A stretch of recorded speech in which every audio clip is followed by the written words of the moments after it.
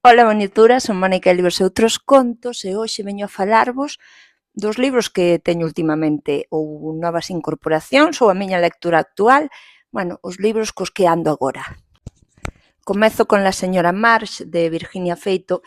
A verdade, ten unha premisa que me impactou moito cando a lin, merqueina na Tobeira de Oza, en Coruña, é un libro de segunda man, e fala de unha señora que é a muller de un gran escritor e de repente dase conta que a protagonista do libro do seu home é ela.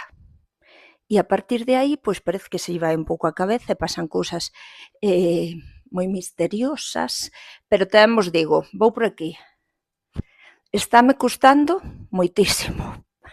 O sea, é como que, vale, sí, o que conta é interesante, pero perdes en escribir, e dáme a impresión de que ela non ten a soltura escribindo que fai que ás veces pois ti leas un libro porque simplemente che gusta o que che están contando ou te meteron na atmósfera ou pois encántache a personaxe, non, é que lees e dis non me di nada isto, a ver se pasa algo. Pois aquí estou, non sei se seguirei, se non, xa vos contarei. Despois, agora veñen xa os novos, vale? Os que aínda non lin. De Érica Esmorís, Esta é a miña historia, terás que crela.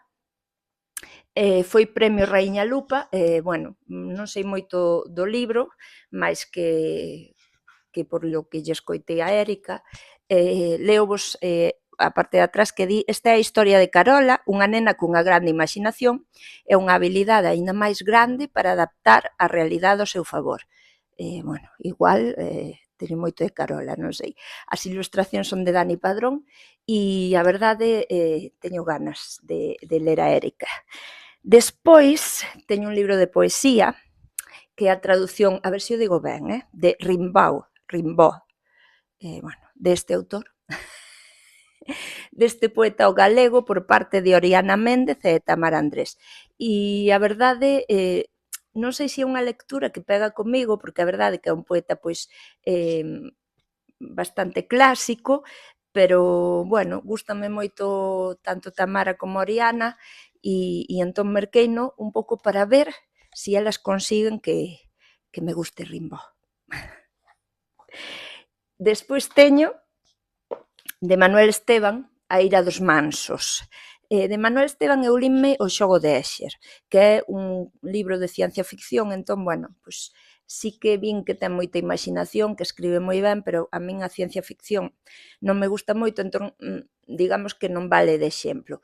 Pero escoiteino nunha charla sobre o último libro que publica en Xerais, agora mesmo non me acorda, pero sei que ten que ver co mar e con naufraxio e así.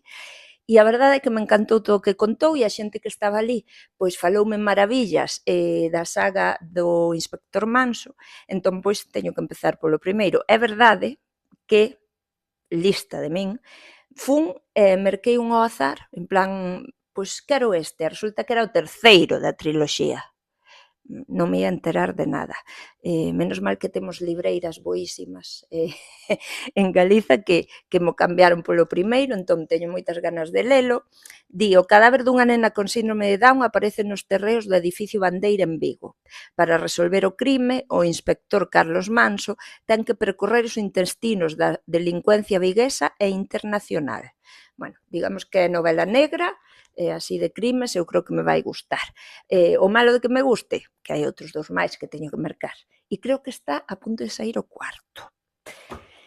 Despois, hoxe fun á biblioteca, a Ánxel Casal, e collín a parte de libros para a miña nai, que me manda recadeira, pois collín dous. O primeiro é Unha sorpresa para ninguén, que é de Elizabeth Strout.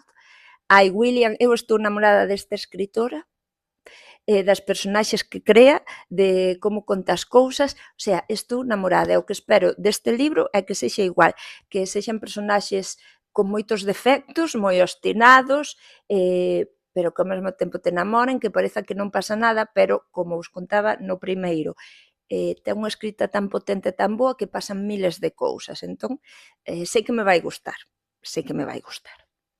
E por último, sen moita idea, porque eu ás veces á biblioteca vou a bixotar a ver que libro podo coller, e estaba nas novidades este de Aira, que é O nariz de Cirano e outros novelos. Está por aquí Dalma querendo matar unha mosca. Bueno, é pacífica, pero O nariz de Cirano e outros novelos, de Bieito Iglesias. E collino porque puxenme a lerlle a parte de atrás e di neste libro de relatos Bieito Iglesias fai un percorrido a medias nostálxico, a medias irónico, sobre varios dos grandes temas presentes desde sempre na súa literatura. A pegada da doenza e máis da infancia, a lembranza dos seres queridos, o final do mundo tradicional. Creo que o entendín mal, porque agora que o estou lendo, eu entendera que era como relatos sobre os grandes temas da literatura en sí, o sea, da literatura.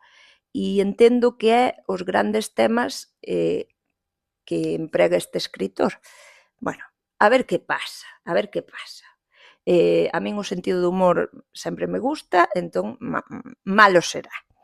E con istas ando. Vos cal é a vosa lectura actual? Que libros mercastes? Contadme o que queirades. Mandádeme apertas, bicos, poñedeme mans arriba, mans abaixo, o que sexa, vamos a dialogar. E nada, mando vos quises alotes, lede ben, e vémonos no seguinte vídeo. Chao.